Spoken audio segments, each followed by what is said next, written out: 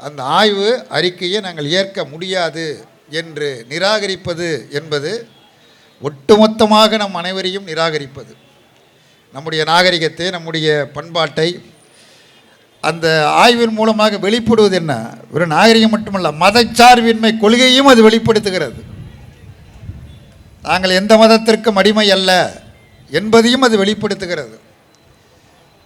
6000 ஆண்டுகளுக்கு முன்னாலேயே நாங்கள் இரும்பை பயன்படுத்துகிறோம். அரசு முத்திரை அன்றைக்கே இருந்திருக்கிறது. இன்றைக்கு எப்படி இருக்கிறதோ அதே போல் அன்றைக்கும் இருந்திருக்கிறது. இதனை எதையும் நாங்கள் ஏற்க மாட்டோம். அத்வானி இருக்கார். அப்போ அத்வானி தானே பெரிய கலகம் பண்ணார்.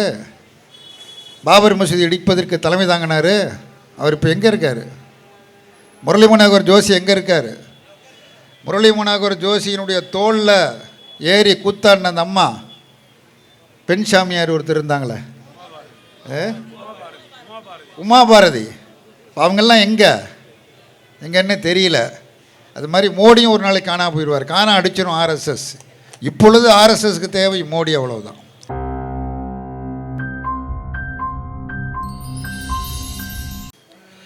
இந்த ஆர்ப்பாட்டத்தின் நோக்கம் குறித்து எல்லோரும் பல்வேறு கருத்துக்களை சிறப்பாக சொல்லியிருக்கிறார்கள். பின்னரும் பேச இருக்கிறார்கள். இடையிலேயே நம்முடைய ஆசிரியர் அவர்கள் இந்த ஆர்ப்பாட்டத்தின் நோக்கத்தை வெளிப்படுத்தக்கூடிய வகையில் 2 தீர்மானங்கள் இங்கே முன்மொழியப்பட்டு, அந்த 2 தீர்மானங்களையும் நம் அனைவரின் சார்பாக எழுந்திரன்று கரவொலி எழுப்பி வரவேற்று நம்முடைய ஆதரவை தெரிவித்திருக்கிறோம். இதுதான் அந்த ஆர்ப்பாட்டத்தினுடைய நோக்கம். இந்த நோக்கத்தை புரிந்து கொண்டு ஒன்றிய அரசாங்கம் செயல்பட வேண்டும். இந்த ஆர்ப்பாட்டம் நடத்தினதுனால, இந்த தீர்மானம் போட்டதுனால அது செயல்படுமா படாதா அது வேறு விஷயம். ஆனால் உண்மையான ஒரு அரசாங்கமாக இருக்குமேயானால், ஒரு ஜனநாயகத்தில் நம்பிக்கையுடைய அரசாங்கமாக இருக்குமேயானால் இதை செவிமடுத்து கேட்க வேண்டும். அவ்வளோதான், வேற ஒன்றும் கிடையாது. இப்போ என்ன பிரச்சனைன்னா, கனகராஜ் ரொம்ப சுருக்கமாக சொன்னார், ஆழமான கருத்துக்களை சொன்னார். சுருக்கமாக பேசினாலும் மிக ஆழமான கருத்துக்களை சொன்னார். ஒரு உண்மையே ஒப்புக்கொள்ளு அப்படிங்கிறதுக்கு ஒரு போராட்டமா? பொய்யை ஒப்புக்கொள்ளுங்கிறதுக்கு வேணால் போராட்டம் நடத்தலாம். ஏன்னா பொய்யை ஒப்புக்கொள்ளவே முடியாது. ஆனால் உண்மையை ஒப்புக்கொள்ளு என்பதற்கு தமிழ்நாட்டில் ஒரு போராட்டத்தை நடத்த வேண்டிய, இந்த கடுமையான வெயில் இருந்து போராட வேண்டிய ஒரு கட்டாயத்திற்கு நாம் தள்ளப்பட்டிருக்கிறோம். டெல்லியிலிருந்து வந்த ஒரு அமைச்சர் நல்ல குளிர்சாதனம் பொருத்தப்பட்ட ஒரு அறையில் உட்கார்ந்து கொண்டு ஒரு கருத்தை சொல்லிவிட்டு போய்விட்டார். அவர் வெயில் நின்று அவரு சொல்லலை. ஒரு அறைக்குள் இருந்து கொண்டு குளிர்சாதனம் பொருத்தப்பட்ட அறையில் ஒரு கருத்தை சொல்லிவிட்டு சொன்னார். இது மேலும் ஆய்வு பண்ணணும், அதுக்கு பிறகுதான் இதை ஏற்றுக்கொள்ள முடியும் என்று சர்வசாதாரணமாக சொல்லிவிட்டார். நோக்கம் இதை ஏற்றுக்கொள்ள முடியாது என்பதுதான் என்னுடைய நோக்கம். ஏற்க மாட்டார்கள். எல்லாம் அவர்களுக்கு ஒரு நோக்கம் இருக்குது. இதை கண்டு அவர் எரிச்சல் அடைகிறார்கள். இந்த ஆய்வை கண்டு பொறுத்து கொள்ள முடியவில்லை. 2200 ஆண்டுகளுக்கு முன்பே தமிழருடைய நாகரிகத்தை வெளிப்படுத்துவதுதான் இந்த அறிக்கை, வேறு ஒன்றும் கிடையாது. இந்த அறிக்கை திருமாவளவன் சொன்னார், தமிழர்களும் இந்தியர்கள் தானே, தமிழ்நாட்டில் இருக்கிற தமிழர்களும் இந்தியர்கள் தான். இங்கே ஒரு ஆய்வு மேற்கொள்ளப்படுகிறது. இந்த ஆய்வில் தமிழர்களுடைய வாழ்க்கை கடந்த 2200 ஆண்டுகளுக்கு முன்பு அவர்கள் எப்படியெல்லாம் வாழ்ந்தார்கள் என்பதற்கு ஆதாரபூர்வமான ஒரு அறிக்கை தயார் செய்யப்படுகிறது. ஆய்வு செய்து ஏறத்தாழ ஒரு 10-12 ஆண்டு காலமாக கட்டங்கட்டமாக ஆய்வு செய்து, அந்த ஆய்வின் அடிப்படையில் அந்த ஆய்வு செய்தவர் தானே அறிக்கை கொடுக்கணும். யார் அறிக்கை ஆய்வு செய்கிறாரோ அவர் தான் அறிக்கை கொடுக்கணும். ஆனால் அந்த அறிக்கையை அவர் கொடுக்கக்கூடாது என்று ஒன்றிய அரசாங்கம் தடை விதித்தது. அவர் நீதிமன்றத்தை நாடி போராடி, நீதிமன்றம் யார் ஆய்வு செய்தாரோ அவர்தான் அறிக்கையை கொடுக்க வேண்டும் என்று தீர்ப்பளித்த பிறகு அவர் அறிக்கை கொடுக்கிறார். இப்போ அந்த அறிக்கையை நாங்கள் ஏற்க முடியாது, அது மீண்டும் ஆய்வு செய்யப்பட வேண்டும். ஆய்வு செய்வதற்கு பிறகு தான் இதெல்லாம் போகிற போக்கில் ஏற்க முடியாது, ஏற்க இயலாது என்று ஒன்றிய அரசாங்கம் சொல்லுகிறது. ஒரு முழு பூசணிக்காயை சோற்றில் மறைக்க முடியாதுன்னு நம்ம ஊரில் ஒரு பழமொழி உண்டு. அவங்க பூசணிக்காய் ரொம்ப விரும்பி சாப்பிடுவாங்க, அது வேறு விஷயம். அவங்க சாப்பிட்றதுல நமக்கு ஆட்சேபம் இல்லை, அது வேறு, நல்லா சாப்பிடட்டும். பூசணிக்காய் அவள் தான் ரொம்ப விரும்பி சாப்பிடுவாங்க. இவன் நம்மால் போய் லாரிக்கு முன்னால் போட்டு உடச்சிட்டு போயிடுவான், சாப்பிட மாட்டான். அதனுடைய அருமை தெரியாது. அவள் நல்லா சாப்பிடுவாங்க, நல்லா சாப்பிட்டோம். ஆனால் சோத்தில் மறைக்க முயற்சி பண்ணி அது முடியுமா? அது முடியாது, அது இயலாது. ஒரு விஞ்ஞானத்தை ஏற்காத, ஒரு ஆய்வை ஏற்காத, அறிவியலை ஏற்காத ஒரு அமைப்பு ஆர்எஸ்எஸ் அமைப்பு.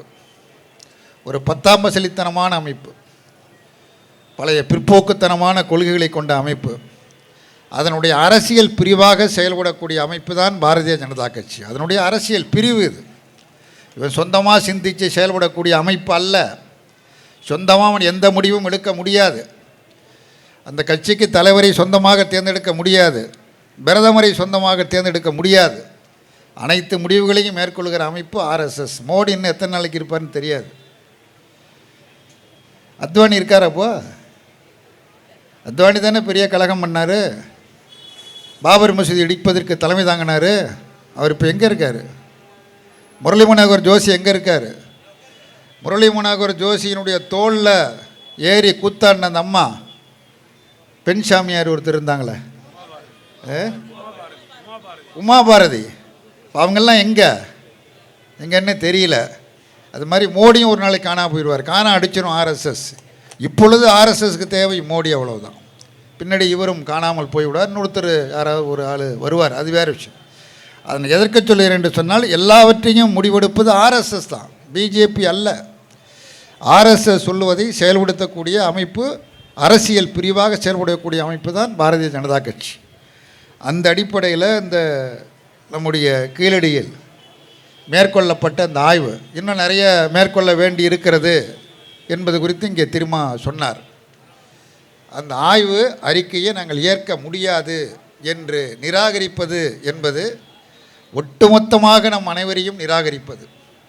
நம்முடைய நாகரிகத்தை, நம்முடைய பண்பாட்டை அந்த ஆய்வின் மூலமாக வெளிப்படுவது என்ன? ஒரு நாகரிகம் மட்டுமல்ல, மதச்சார்பின்மை கொள்கையும் அது வெளிப்படுத்துகிறது. நாங்கள் எந்த மதத்திற்கும் அடிமை அல்ல என்பதையும் அது வெளிப்படுத்துகிறது. 6000 ஆண்டுகளுக்கு முன்னாலேயே நாங்கள் இரும்பை பயன்படுத்துகிறோம். அரசு முத்திரை அன்றைக்கே இருந்திருக்கிறது, இன்றைக்கு எப்படி இருக்கிறதோ அதே போல் அன்றைக்கும் இருந்திருக்கிறது. இதனை எதையும் நாங்கள் ஏற்க மாட்டோம் என்று சொல்வது எந்த அளவுக்கு சரி என்று தெரியவில்லை. நம்முடைய ஆசிரியர் அவர்கள் குறிப்பிட்டதைப் போல ஆய்வு தொடர வேண்டும். ஒரு கருத்தை திருமாவளவன் சொன்னார், அது ஆசிரியரும் இங்கே வழிமொழிந்திருக்கிறார்கள். அவர் சொன்னார் 40 கோடி ரூபாய் இதற்கு செலவாகும், மேலும் தொடர்ச்சியாக. ஏன்னா அவங்க நிதி கொடுக்க மாட்டாங்க, ஏற்கனவே நிதி கொடுக்காமல் மறுத்து பல பிரச்சனைகள் இருக்குது. இப்பொழுது அடுத்தடுத்த இடங்களில் ஆய்வை மேற்கொள்வதற்கு நிதி நிச்சயமாக கொடுக்க மாட்டார்கள். எப்படி கல்விக்கு நிதியை மறுக்கிறார்களோ அதே போல் இதையும் மறுப்பார்கள்.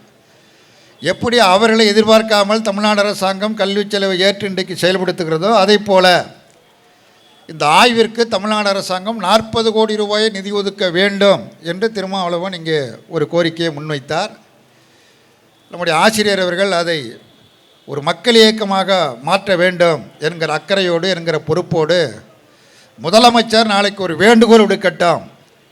இந்த ஆய்வை மேற்கொள்ள நிதி தேவைப்படுகிறது, தமிழ்நாட்டு மக்களே நிதி தாருங்கள் என்று வேண்டுகோள் விடுக்கட்டும்.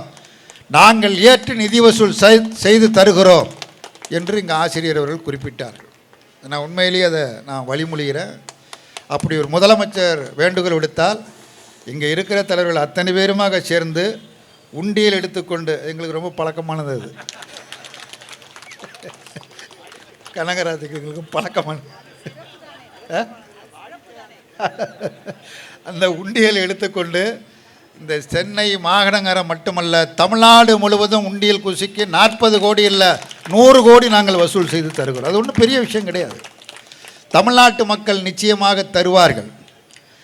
ஒன்றிய அமைச்சர் இங்கே அதை ஆட்சேபனை பண்ணிட்டு போகிறது என்னால் புரிந்து கொள்ள முடிகிறது. அவர் டெல்லியிலேருந்து வர்றாரு, அதை ஆட்சேபிக்கிறாரு, புரிந்து கொள்ள முடிகிறது. ஆனால் தமிழிசை சொல்லுவதுதான் என்னால் புரிந்து கொள்ள முடியவில்லை. அண்ணாமலை சொல்வதைத்தான் புரிந்து கொள்ள முடியவில்லை. எடப்பாடி மௌனம் சாதிப்பது தான் என்னால் புரிந்து கொள்ள முடியவில்லை. ஏன் அப்படி எதிராக நீங்கள் பேசுகிறீங்க, மௌனமாக இருக்கிறீங்க? உங்கள் வீட்லேயும் உண்டியலை கொடுக்குவோம், உங்கள் வீட்லேயும் இதுக்கு காசு கொடுங்க. நீங்கள் தமிழனா இல்லையான்னு இப்போ பார்த்துக்கலாம்.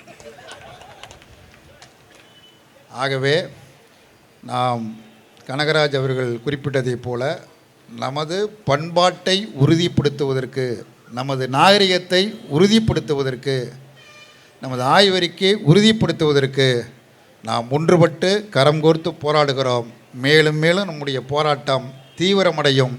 தீவிரமாக போராடுவோம். நிச்சயமாக வெற்றி பெறுவோம். நன்றி, வணக்கம்.